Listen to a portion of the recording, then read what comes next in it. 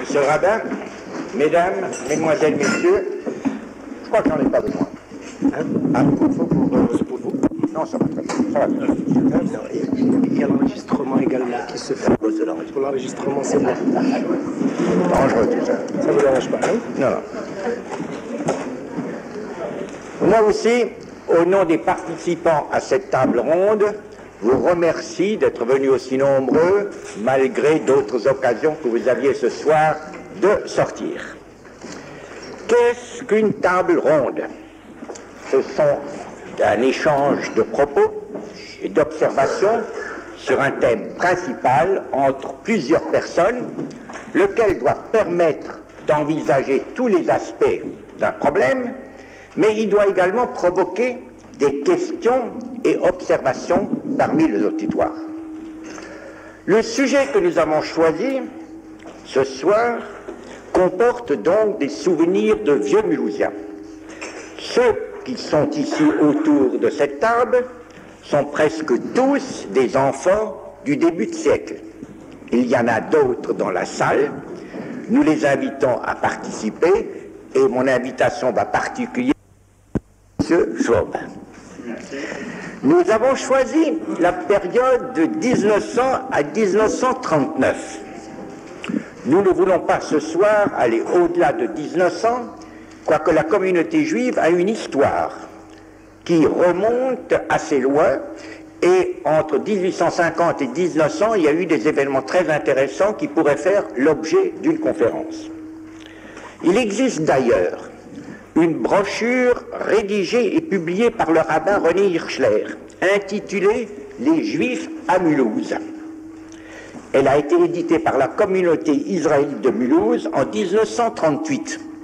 C'est un ouvrage épuisé, introuvable, et si l'un ou l'autre de vous en possède un exemplaire, je crois que la communauté de Mulhouse et la bibliothèque municipale de Mulhouse seraient heureux de le recevoir en don. Par ailleurs, il faudra que vous nous excusiez si nous sommes incomplets ou si même nous faisons des erreurs. Les souvenirs ne sont pas toujours fiables et il arrivera certainement que l'un ou l'autre de nous se trompe, et c'est là que nous attendons précisément vos observations. Il est intéressant de connaître les structures, les péripéties de la vie communautaire, les personnes qui ont joué un rôle, les anecdotes qui les entourent et la vie qu'ont menée nos parents. Le souvenir de ceux qui ont œuvré se perd en effet, et ceux qui viendront après nous n'en sauront plus rien du tout. De même se perd tout ce patois judéo-allemand qui n'a rien à voir avec le yiddish. Et lorsqu'on parle de la renaissance du parler alsacien, je regrette que les termes judéo-alsaciens, dont nous nous efforcerons de vous donner quelques échantillons, tombent dans l'oubli. Dans le cran, un grand nombre de nos corrigionnaires étaient affublés de surnoms, plus ou moins flatteurs, mais souvent très caractéristiques. Et je pense que nous aurons également l'occasion, grâce à vous, de vous parler de personnes qu'on désignait en parlant d'elles d'un surnom comme par exemple Langkittel, Herzäpfel, Hami, Katze, Hopmser, Ginge, etc.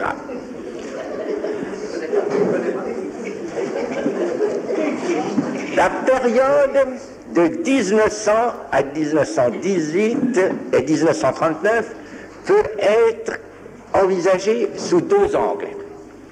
1900 à 1918 et 1918 à 1939. En effet, de 1900 à 1918, notre communauté se composait de deux catégories de membres. D'un côté, les juifs autochtones alsaciens, de l'autre, les juifs d'origine allemande. Une ligne de démarcation idéologique et d'origine séparait les uns des autres, le patriotisme français des uns s'opposant au patriotisme allemand des autres. Les contacts familiaux et sociaux étaient limités, quoique les barrières s'abaissaient à partir du moment où les Juifs se rencontraient en groupe pour des œuvres communes ou pour des rencontres d'ordre social. D'ailleurs, je dois dire que la jeunesse elle-même sautait cette barrière. J'ajouterai d'ailleurs que même dans ces deux composantes de la communauté, il y avait un autre clivage qui séparait ceux que je pourrais nommer par analogie avec la HSP, la Haute Société Juive, qui était séparée de la bourgeoisie et des professions libérales et autres artisans et commerçants. Je citerai parmi celles qui se croyaient la Haute Société Juive, qui habitaient pour la plupart le Reberg, le vignoble, et qu'on désignait comme les Ktinem du Reberg, des noms comme la famille Lanz, les Dreyfus frères, les Adrien Valentin Bloch, les fils d'Emmanuel Lamb, les Jules et Armand Bernheim, les Charles Bloch, les Bach et Bloch, qui étaient d'origine allemande, les Ginsburg, les Ullmann, etc. Et tous ceux qui gravitaient autour. Je provoque déjà une question ou une remontrance. Mais pas du tout, Madame Bléchet. Non, pas du tout. D'accord, nous verrons ça tout à l'heure, si vous voulez bien. Bien. Ce qui caractérise, en outre, à mon avis, l'époque de 1900 à 1918, c'est qu'il existait à Mulhouse pas de branche d'activité où il n'y avait pas de corrigionnaires. C'est absolument frappant. Il y avait d'abord les industriels, les professions libérales, telles que des architectes, des médecins, des avocats, des huissiers. Il y avait 3 huissiers juifs à Mulhouse. Entrepreneurs, courtiers, représentants, grossistes et voyageurs de commerce.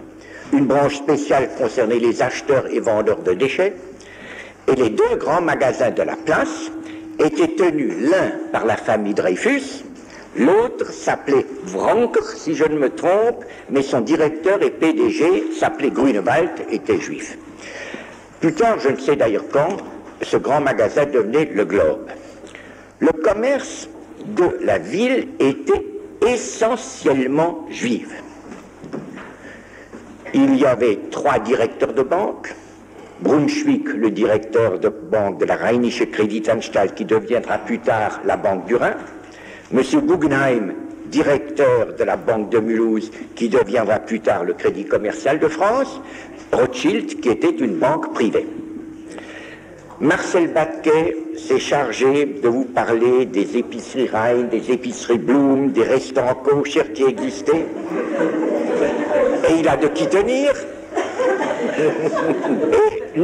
Et je crois que Julien vous énumérera le grand nombre de boucheries juives, de boulangeries et pâtisseries juives qui existaient. Et parmi les artisans, vous trouverez des ferblantiers, des électriciens, des menuisiers, des imprimeurs, des couturières et des modistes.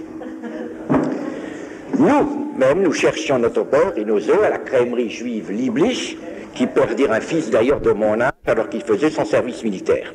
Il y avait même un contrôleur des impôts et des employés à la sous-préfecture. J'ai recherché à la bibliothèque municipale 2 annuaires de la population de Mulhouse, l'un de 1913 et l'autre de 1920. Il est passionnant de suivre dans ces annuaires, rue par rue, les habitants juifs et leurs activités, qui se retrouvent d'ailleurs dans une nomenclature séparée, où on énumère les diverses professions des habitants de Mulhouse, et Marcel Batquet vous en parlera. En tous les cas, si un jour ça vous intéresse, vous pouvez donc emprunter cet annuaire de la ville de Mulhouse de 1920 et celui de 1913, et qui sont passionnants à feuilleter si on veut savoir effectivement qui habitait où et ailleurs, et quelles professions les uns et les autres exerçaient. Tout ça constitue une variété dans la population qu'on ne retrouve plus aujourd'hui. Parmi les médecins, 2 médecins juifs, le docteur Ernest Meyer et mon propre père, faisaient leur visite en calèche. Il y avait la société voiture qui entretenait le long du café Moll, le long de l'esplanade là-bas, des voitures à cheval, à roues jaunes pour qu'on les distinguait. Ces médecins avaient des carnets et quand ils faisaient leur visite, c'est par quart d'heure, par demi-heure, par 3 quarts d'heure, qu'ils faisaient leur visite en voiture. Le docteur Elias, lui, allait en bicyclette. Léon Villard vous en parlera, du docteur Elias, et aussi il sait de qui il parlera. Prosper Lévy, lui, allait à pied, après avoir emballé ses instruments dans un journal, ce qui n'empêche qu'il avait la meilleure réputation, dans sa branche. Il était spécialiste. Spécialiste? Oui. Otorino. Oui.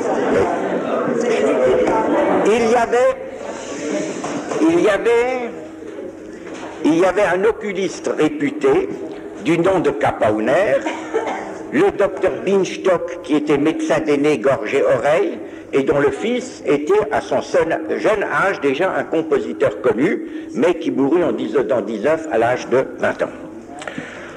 Au point de vue social, cet ensemble de populations se retrouvait dans diverses associations, telles que l'Abri, créé en 1911 par mademoiselle Lily Bernheim, qui deviendra l'épouse de maître Édouard Dreyfus, la Société Fraternitas, qui organisait des bals et des représentations théâtrales, et aussi la Progressia, qui était également une société de rencontres de famille.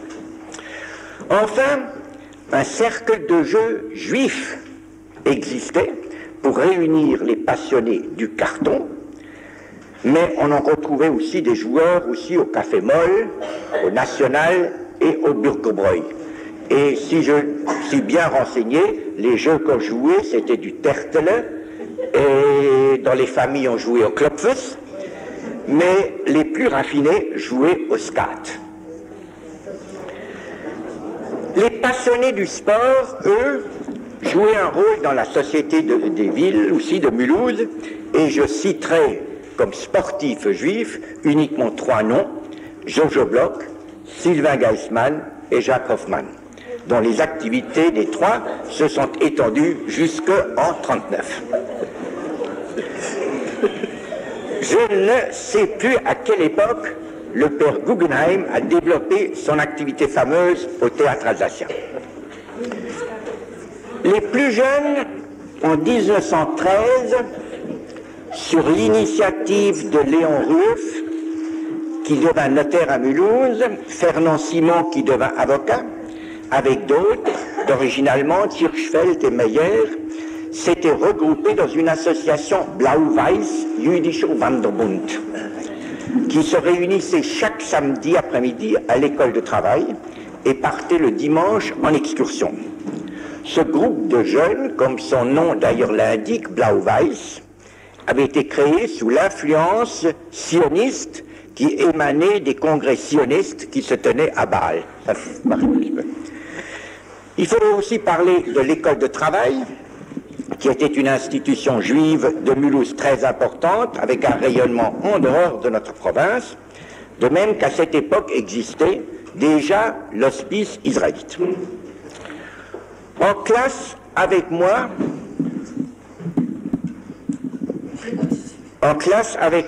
il y avait Rav Kahn, fils de Baruch Kahn de la rue des Boulangers, qui me préparait mes devoirs, je passais le soir les chercher chez lui, et Robert Villers, ainsi que 2 classes au-dessous de moi, pour autant qu'on le gardait dans une école, Willy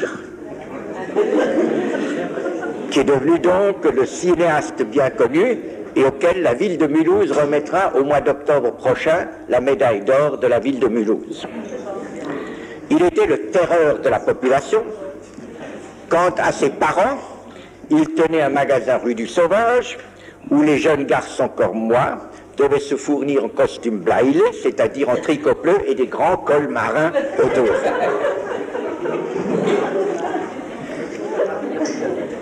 Dans la politique municipale de cette époque, les Juifs jouaient un très grand rôle.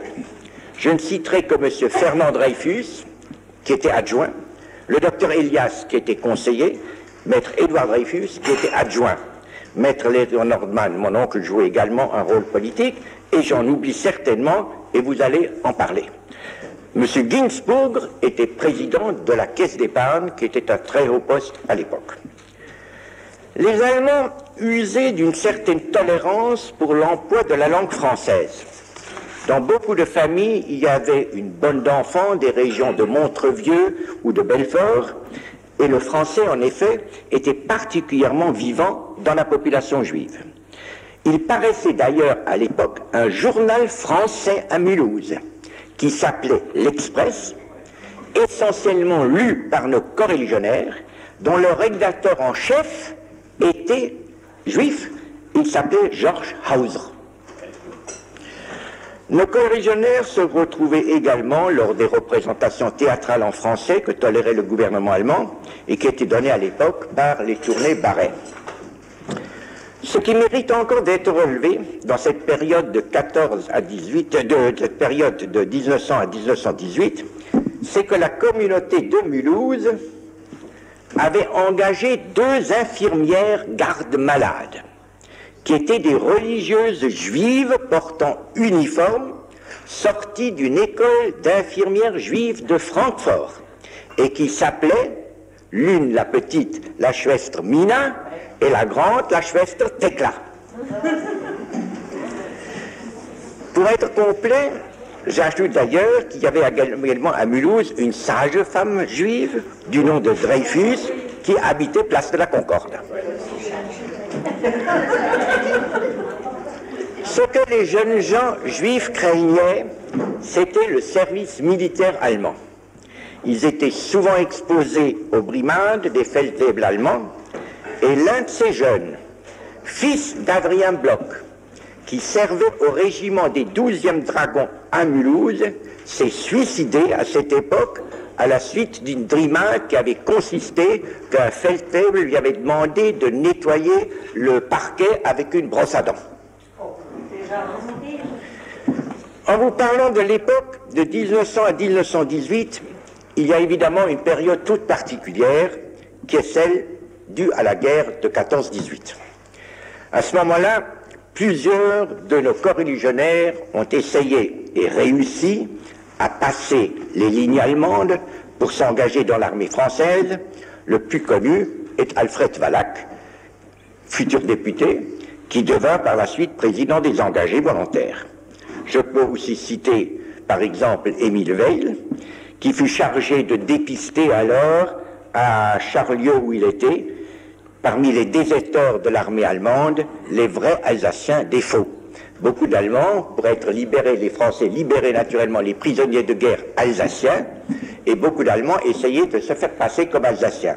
Alors la méthode qu'il employait était très simple, il leur montrait ce que nous nommons ici en alsacien un parapluie.